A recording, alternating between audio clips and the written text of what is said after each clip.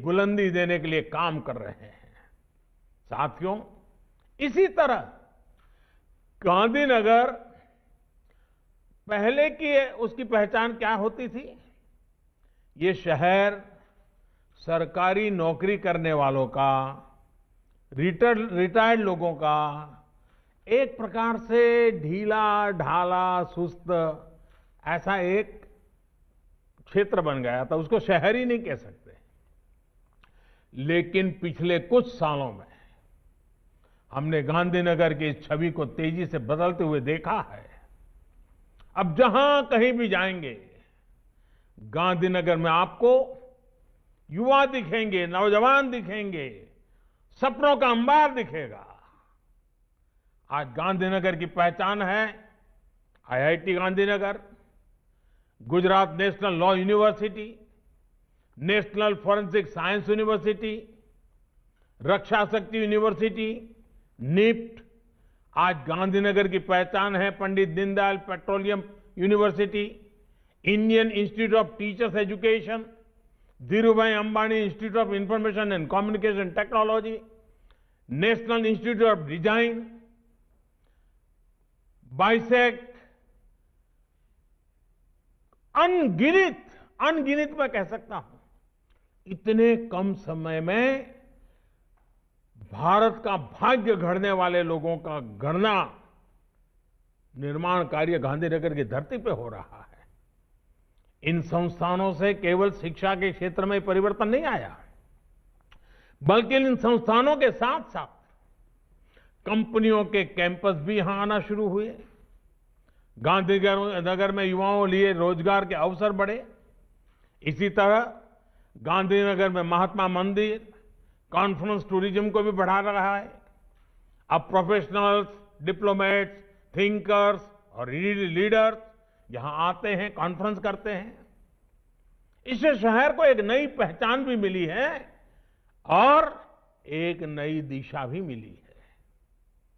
आज गांधीनगर के शिक्षा संस्थानों, आधुनिक रेलवे स्टेशन, गिफ्ट सिटी, ऐसे प्रोजेक्ट्स, इंफ्रा के अनेक आधुनिक प्रोजेक्ट्स, इसने गांधीनगर को जीवंत कर दिया है।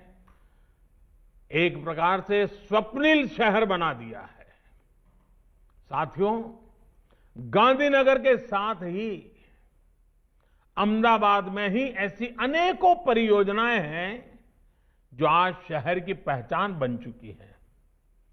साबरमती रिवर फ्रंट हो, कांकरिया लेक फ्रंट हो, वाटर एरोड्राम हो, बस रैपिड ट्रांजिट सिस्टम हो, मोटेरा में विश्व का सबसे बड़ा स्टेडियम हो, सरखेज का 6 लेन गांधीनगर हाईवे हो, अनेक प्रोजेक्ट्स बीते वर्षों में बने हैं।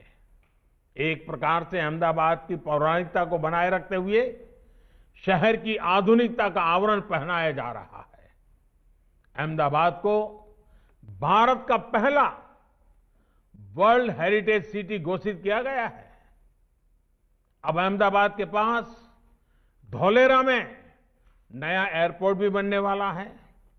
इस एयरपोर्ट को अहमदाबाद से कनेक्ट करने के लिए अहमदाबाद धौलेरा मोनोरेल को भी हाल में स्वीकृति दी जा चुकी है।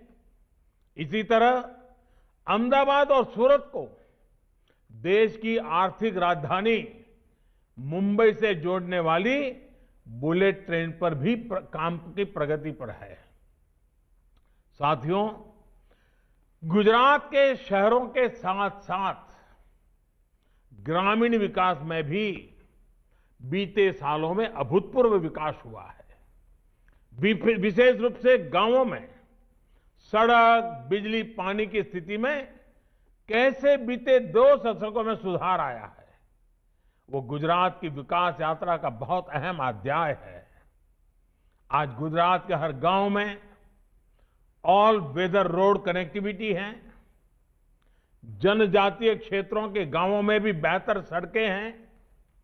साथियों, हम में से अधिकांश ने वो दौर देखा है जब गुजरात के गांवों तक ट्रेन और टैंकरों से पानी पहुंचाना पड़ता था। आज गुजरात के हर गांव तक पानी पहुंच चुका है। इतना ही नहीं, अब करीब 80% घरों में नल से जल पहुंच रहा है। जल जीवन मिशन के तहत राज्य में 10 लाख नए पानी के कनेक्शन दिए गए हैं। बहुत जल्द गुजरात के हर घर तक नल से जल पहुंचने वाला है। साथियों, सिर्फ पीने का पानी ही नहीं, बल्कि सिंचाई के लिए भी आज गुजरात के उन क्षेत्रों तक पानी पहुंचा है जहां कभी सिंचाई की सुविधा असंभव मानी जाती थी। सपने में भी कोई सोचता नहीं था।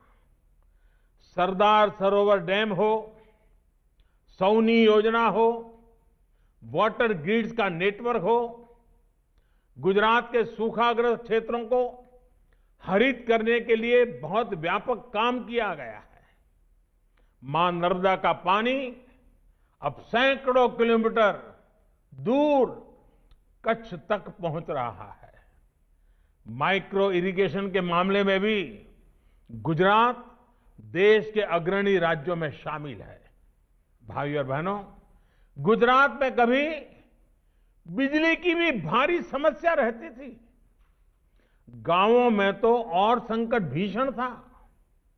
आज गुजरात में पर्याप्त बिजली भी है और सौर ऊर्जा के निर्माण में देश का अग्रणी राज्य भी है।